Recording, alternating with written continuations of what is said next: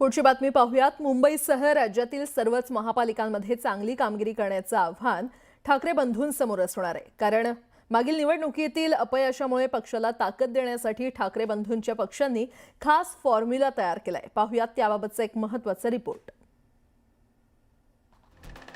शिवसेना आणि महाराष्ट्र नवनिर्माण सेनेची युती झाली हे आज आम्ही आपल्याला जाहीर करत आहोत। एकत्र आलो आहोत ते एकत्र राहण्यासाठी।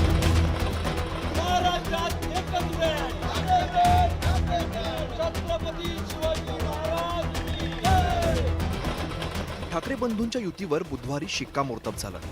ठाकरेंची शिवसेना आणि मनसे या दोन्ही पक्षांनी नुकत्याच झालेल्या नगरपालिका निवडणुकीत चांगली कामगिरी केली नव्हती। दोन्ही पक्षांनी स्थानिक नेतृत्वात नगरपालिकेच्या निवडणुका लढवलेल्या होत्या। महापालिका निवडणुकीच्या तयारीचं कारण देत ठाकरेंनी नगरपालिका निवडणुकीत सहभागच घेतला नव्हता। मात्र आता महापालिका निवडणुकांच्या पार्श्वभूमीवर ठाकरेंचा फॉर्म्युला समोर येतोय। मुंबईत युती करण्यावरती शिक्कामोर्तब झालाय। ठाणे, कल्याण, डोंबिवलीत ठाकरे एकत्रितपणे मैदानात उतरणार आहेत। पुण्यात ही दोन्ही पक्ष एकत्रितपणे लढणार आहेत। तिथे काँग्रेसला सोबत घेण्याची शक्यता आहे। नाशिकमध्ये सुद्धा एकत्र लढण्यावरती ठाकरेंचं एकमत झालंय। तर छत्रपती संभाजीनगरमध्ये सुद्धा एकत्र लढण्यावरती ठाकरेंचं एकमत झालंय। जास्तीत जास्त ठिकाणी युती हेच ठाकरेंचं धोरण असणार आहे। अजून काही घटक पक्ष पण बरोबर येत असतील तर त्यांचाही विचार करता येईल का, तोही विचार चाललेला आहे। आणि त्याचा मुंबईत आता काही राष्ट्रवादीचे पण काही नेते भेटायला मागतायत, साहेबांना बोलायला मागतायत। माझ्याकडे आज सकाळी काही जिल्हा प्रमुख किंवा काही लोक आले। अर्थात तो साहेबांनी निर्णय घ्यायचा आहे, कशा पद्धतीने त्यांच्याबरोबर चर्चा करायची नाही करायची, काय निर्णय घ्यायचा। ठाकरेंचे पक्ष पुण्यात आणि नाशिकमध्ये किती जागा लढवण्याची शक्यता आहे ते आता पाहूया। पुण्यात ठाकरेंची शिवसेना 88 ते 90 तर मनसे 75 ते 77 जागा लढवू शकते।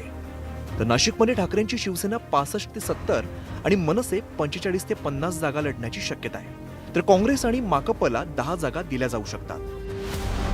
एकत्रितपणे लढून जास्तीत जास्त यश मिळवण्यासाठी ठाकरे बंधू मैदानात उतरणार आहेत। स्थानिक नेतृत्वाला प्राधान्य देऊन त्यांना बळ दिलं जाणार आहे। प्रत्येक वॉर्डात दोन्ही पक्ष त्यांच्या बलस्थानांवरती भर देणार आहेत। कारण दोन्ही ठाकरेंचा मतदार एकच आहे। प्रामुख्याने मराठी मतदारांवरच ठाकरेंची मदार असणार आहे। परिणामी मराठी माणसांच्या जिव्हाळ्याचे मुद्दे निवडणुकीच्या प्रचारात मांडले जातील यात शंका नाही।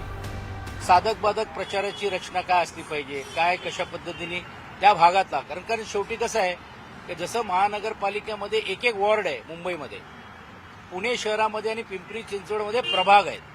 त्या प्रभागावरती त्या निवडणुका खूप महत्वाच्या असतात। तर ते प्रभागनिहाय निर्णय घेण्यात येतील। ठाकरे बंधूंनी एकत्रितपणे लढण्याचा फॉर्म्युला तयार केला आहे। ठाकरे बंधूंच्या एकीला मतदार कसा प्रतिसाद देतात यावर आता त्यांचं यश अवलंबून असणार आहे। Bureau report, news 18 Lokmat.